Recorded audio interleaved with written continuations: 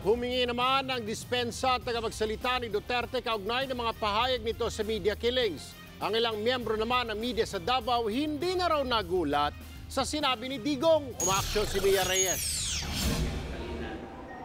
Halos 2 dekada na sa local media ng Davao ang photojournalist na si Seth De Los Reyes. Hindi na raw niya ikinagulat ang naging pahayag ni President-elect Rodrigo Duterte tungkol sa media killings.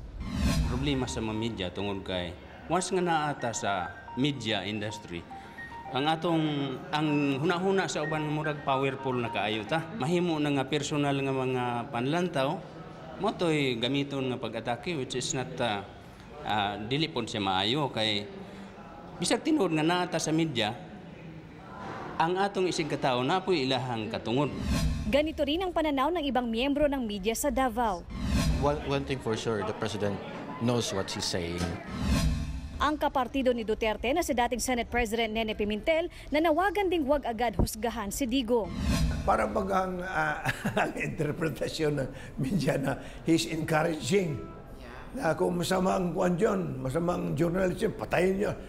I don't think that he meant it that way. For media to be a little more careful about the way you attack people. I believe in freedom of the press and of speech. Without those freedoms, baliwala yung tao. Anong dignidad ng tao? Therefore, sa tingin ko, alam ni Digong yun. It's a matter of siguro a little more refinement. Pero ang kampo ni Digong humingi na ng dispensa sa mga nasabi nito. Ako personally, through some friends in Manila, I extended my personal apology. Wala namang ill intent si Mayor. Ganun talaga ang kanyang style.